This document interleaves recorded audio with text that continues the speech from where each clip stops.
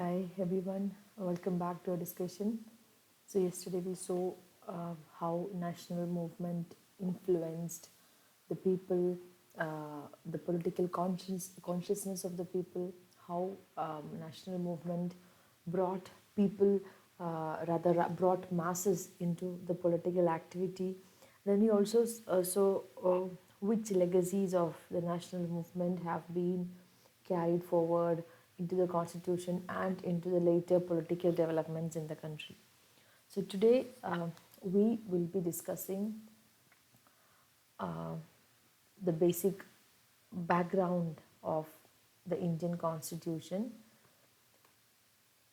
So we will see major features of the British rule and how it has influenced the constitution. We will see some of the important acts of the British, which later on influenced our constitution.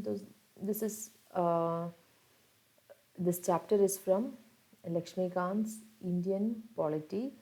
So, whichever portion we are dealing with in the class, I will be sharing a PDF version of that particular chapter in our Google Classroom.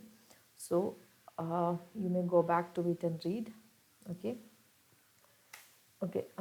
So, to begin with,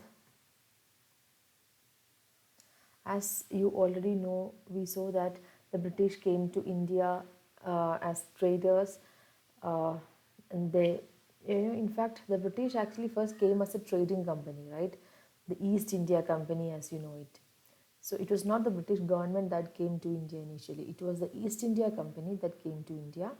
And what was special about the company was that they had exclusive trading rights in India, right? And what is exclusive trading right? So under Queen Elizabeth I, right? So exclusive, what is exclusive about this trading right? Which simply means that Queen Elizabeth granted an exclusive permission for the East India Company to trade in India, right? So no other company from Britain would have trade relations within India. East India Company is the only company to have trade relations in India. Okay, that is the exclusive right. So they were kind of a monopoly company, right?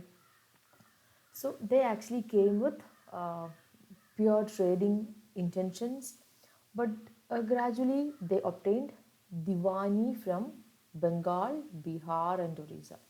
So, what is Diwani? Diwani is rights over revenue and civil justice, right? So, they could now collect revenue and administer civil justice. So, that is Diwani.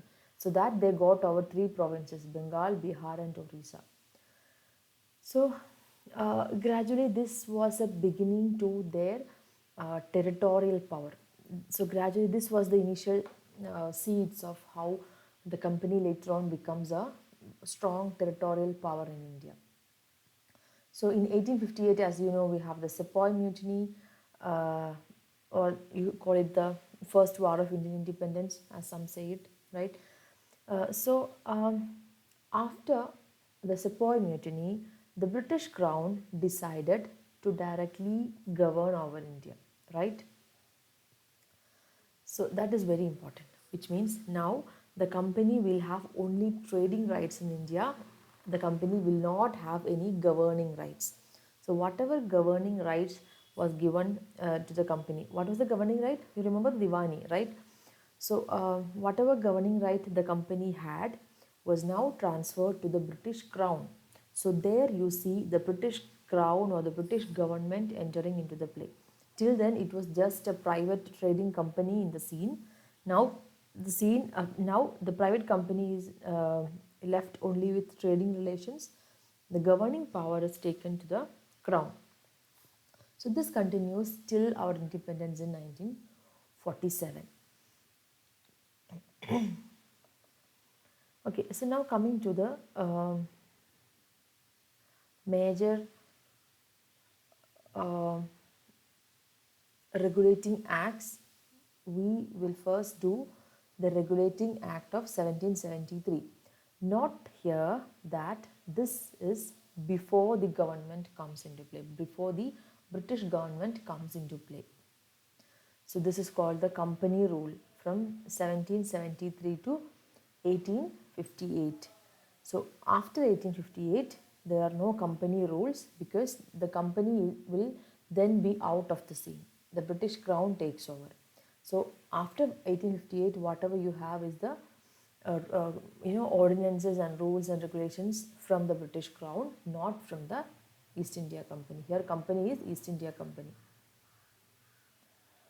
Okay.